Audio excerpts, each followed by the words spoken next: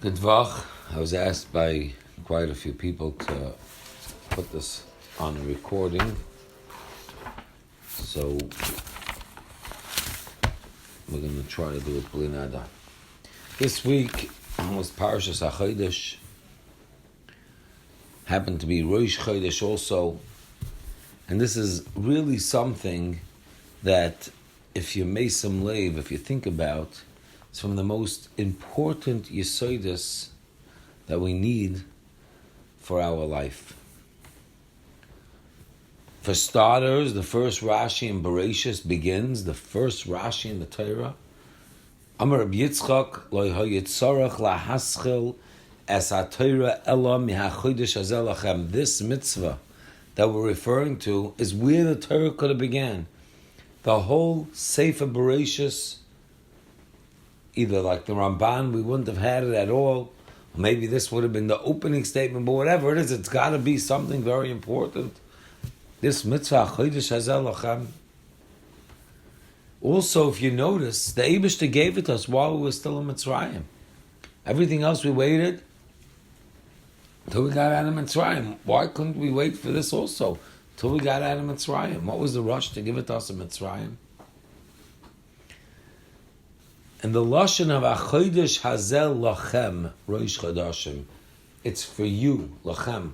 Should say HaChodesh hazeh, Rosh Chodesh. It's the first Chodesh.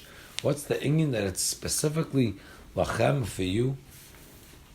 But perhaps the biggest question is a Gemara that a lot of people are familiar with, but I think I have a new idea, a new pshat to explain this Gemara. The Gemara is in Shabbos Kuf Mem Zayin Amud Beis. Amar Rab Chelbain, Chamra de Pugaisa, Umaya de Diyumsis, Kopfu Asheres Ashvatim. We lost 10 tribes, most of Klal Yisrael, to the indulging in the wine from Pugaisa or the springs of the Maisa. Basically, they got too involved, it seems, in indulging themselves in pleasures of this world that we lost them. The Gemara tells us a story. Rabbi Elazar ben Aruch. Who was Rabbi Elazar ben Aruch? He was a Heilige Tana. He was able to do Tchias HaMeisim. Somebody dies, he can bring them back to life. At one point, the Gemara says, Remeya praised Avram Avinu. He says, Ashrei to Avram Avinu that he's zoichet to have a son like Rabbi Elazar ben Aruch. He went to this place where you indulge yourself in the enjoyments and the pleasures of this world. Ikla lahasam. Imshach basrayu. He got pulled in. Akar Talmuda. He lost his learning. Ki hada kam lemikra. He was called to the Torah. And he was supposed to read this pasuk, HaChodesh hazeh lachem, and instead he read it, Hacheresh hayalibam, Boi Rabbanon rachamim. The Rabbanon Nebuch had to daven for him. They had to cry for him. The Talmudai, and it came back. This Gemara is almost impossible to understand. Whatever their idea of enjoyment, we definitely outdid it by now. Whatever their idea of self-indulgence, of luxury, we outdid it plenty. And yet there are people that we know that spend their whole life in just luxury and enjoyments, and they could say a pasuk in the Torah. They could be the Baal Korah. They could read all the psukim in the Torah. Rabbi Elazar ben Aruch couldn't read a pasuk at Torah. It's very hard to understand. And there's obviously got to be a very important lesson, because otherwise, why isn't this Gemara just Lashon Hara?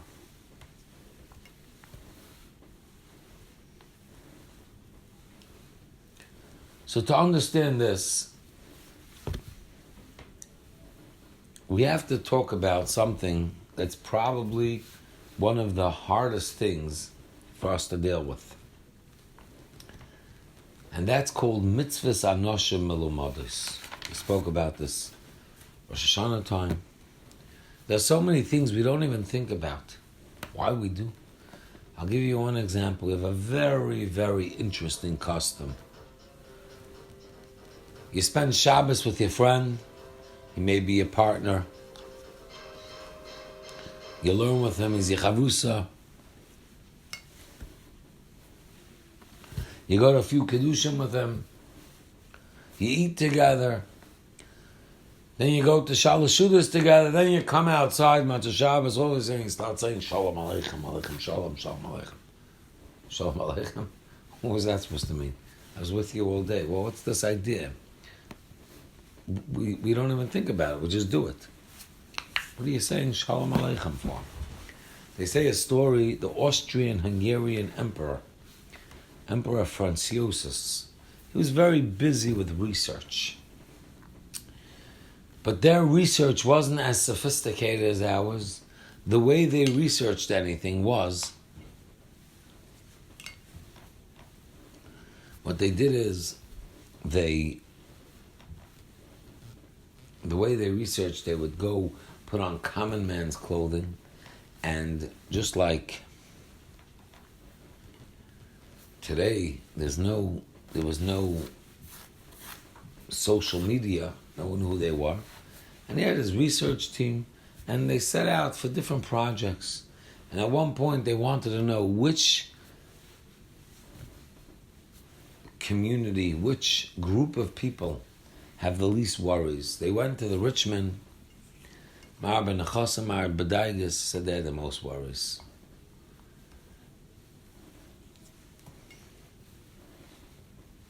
The poor people, plenty of worries. Middle class also had worries.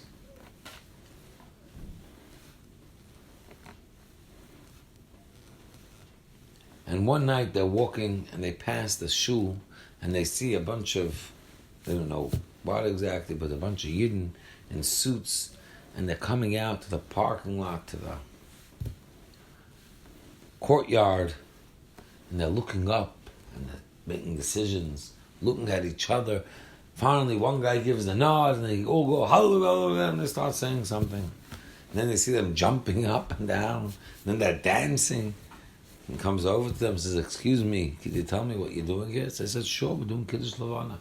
Kiddush Levana, what's that? They started explaining to them that the Levana and the sun, the moon and the sun, were both the exact same size. They both had the same shine, and the Levana came to the Eibush and complained, and he made him smaller, gave him stars, but Lamaisa, he's smaller today, and he doesn't have his own light, and the Metz Hashem, when Mashiach comes, we're going to be back. So we're praying to the moon, we're not praying to the moon, we're praying about the moon, the Pekimas Alavana. He looks at his guys, and Franz Yosef tells his guys, we're going back to the palace. We found the people that have the least worries. It's got to be the Jews. If they could be worried about the moon and its Pegima, if that's what they're worried about, that means they have no other worries. So Taka, what are we doing? What's this Kiddush Levan all about?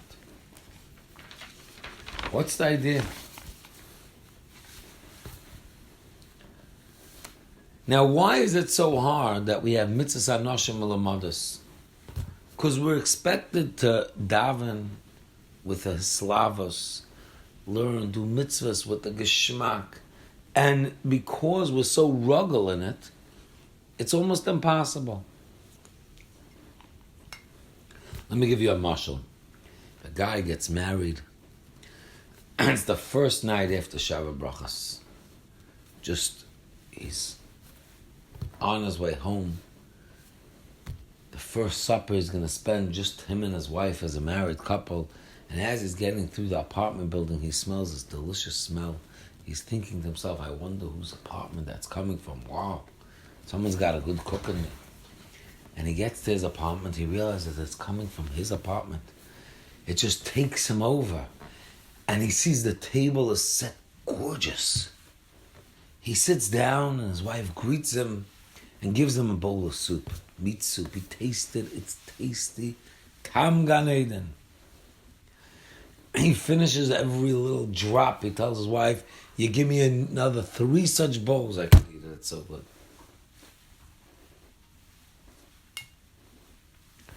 Three such bowls. She says, this is only the entree.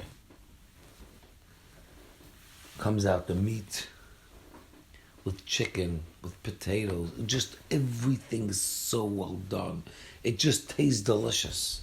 And he's thinking to himself, how did I deserve this? Wow, how did I deserve this? And finally, she brings out the dessert. And he sees she's very tense. He says to her, are you okay? What's the matter? He said, you have to tell me, do you like the supper? Is this a good supper for you? A good supper for me? This is amazing. This is unbelievable. She goes, no, don't be nice to me. Just because we just got married. I need to know for the future, is this a supper you're happy with? He says, happy? I'm ecstatic. This is unbelievable. It's just, phew. You just took a weight off my shoulder. He says, what weight? I'm not the type who could be busy with different things, menus. I need to know if this is a good supper, I'm going to give this to you for the rest of our lives. And he almost falls off his chair. What just happened? It was so good. The teretz is so good, but over and over and over and over, the same thing. It loses any geschmack. And we all know that. So how are we expected when it comes to Avodas Hashem? The answer to that was Rosh Chodesh. HaChodesh Hazel Lachem. The sun is an unbelievable koyach, the shemesh. It rises every day in the east. You could set your clock to it. Actually, we do set our clocks to it. Every day, the same time, the sun rises. And the sun sets every day not the same time, but the sun has a time, it goes up. We know when the next eclipse is going to be, exactly what time, where it's going to cover. The sun is rock solid. The moon is never the same. The moon starts off in the beginning of the month, you can barely see it. All of a sudden it has something to it. All of a sudden, nice big moon. It starts waning. It disappears. It's gone. It's over. A few days later, you come to shul, a clap on the bima, the moilid vedzayin, the birth of the new moon. The new moon is going to be born. Says the Sfas Emes Zecher Tzadik v'Kadosh Livracha. You have a long year, a shana, a lunar year, a year that works with the sun. Shana is from Lashon of Yashan, from old. Shoina of repeating. It's a Lashon of Shina, of sleeping. Just like a long dragged out year. You start with a bren, you start Geshmak, and it just starts petering out. So what day we should do, he made something called a Chodesh. And each Chodesh has its own name. Each Rosh Chodesh is a new beginning, a new start, and it's from the Lashon of Chiddush. The Umas HaOlam go with the sun. Ein Chodesh Tachas HaShemesh. There's nothing new, it's just the same thing over and over and over. Klal Yisrael were Meinin LaLavana, were compared to the Lavana. Klal Yisrael has the ability for Eschadshus. We also have the ability, we're either going all the way up or down. We're never staying the same. Someone gets into a slump, you can pull yourself out of it. There's no problem. You have the ability to just rip yourself out of it. A new Eschadshus. That comes from the koyach of the Lavana. That comes from this koyach of Chidush that the Eibishter gave to us. We were a goy, bekerev goy, and the Eibishter gave us this mitzvah of Chodesh. HaChodesh hazel lachem, Rosh Chodeshim. It's for you. Nobody else has that. And by Kiddush Levana, we turn to our friend and we say, Shalom Aleichem. Because you're a new person. You're a new person. Every time we have the ability to pull ourselves out, to bring ourselves up. We're in Mitzrayim. Mitzrayim, we were goy b'kerev goy. We're in the Meitzarim, in the narrowness. We're stuck in it. We're in the 49th Shar Tumah. How are we going to get out? The Eibishter gave us in Mitzrayim the mitzvah. HaChodesh Hazel Lachem. Rosh Chodesh. You have the ability for Ischachos. You could pull yourself out, and that's what we did. And every year, before we go through our new Yetzias Mitzrayim, because every year there's two chalakim. There's the chelak of the guf that we were meshubet the power of Mitzrayim, but there's always the chelak of the neshama too. Our neshama is in the Meitzarim, and that we're going to be getting out of. For that we have to get again Parshas HaChodesh, Rosh Chodesh, to pull ourselves out. So I want to say the pshat in the Gemara. Now I'm blaming it on the Sfas Emes. I'm not sure the Sfas Emes will be masking that this is what the pshat is, but I got the pshat. Thinking about what the Sfas Emes says, this is what I understand, and this is what could be he means. Rabbi Elazar ben Aruch, who was a Tana, he was way bigger than we'll ever imagine. And on his madreg of Imshach Basrayu, that he got pulled in, whatever that means, and he went lower, it's probably still way higher than we'll ever imagine in our lifetime. However, he felt stuck. He felt like he lost it all. He went down. He got indulged into this Gashmias and he lost it all. So not that he actually read the words, HaChodesh Hazel Lachem, HaCheresh Hayalibam. He felt, instead of the ability for HaChodesh Hazel Lachem to restart, he felt HaCheresh Hayalibam. It was stuffed. It was just nowhere to go.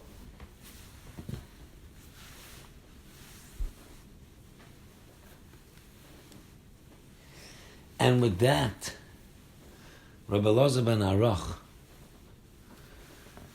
Boy Rachamov, and he felt again the ability to pull himself out and to get back to his original madrega of HaChodesh Hazel Lachem. And this is a koyach that we have. It was a Maisa in Ber Yaakov, Ber Volva, Zechatzadik Levracha. It was a Bacha, he came from nothing. He came from a fry, but it was in a place there was no Yiddishkeit around. It became about tshuva, and he mamish started growing, and the other Bachram were looking at him like he was way ahead of them. And they asked him, what's pshat? And he said, there's a big hole called Tinik Shenishba. That's where I was. There's another hole called Mitzvahs Anoshim Ulamados. It must be that the whole of Mitzvahs Anoshim Ulamados is deeper and harder to get out of than the whole of Tinik Shenishba. So we're coming to Pesach, where we're going to have a Yetzias Mitzrayim. We're going to go out of the Meitzarim that we have. How do we do it? By realizing the ability for a Yid, HaChodesh Hazel Lachem. We're like the moon. We're never staying still. We're constantly either growing or Chas Hashem, the opposite, and use the opportunity to be able to go up. B'Nisan Nigalu, B'Nisan Hasidin Le'Goyel, and we should go with Mitzvah Hashem, the Gula Shlema B'Meher V'Yameinu.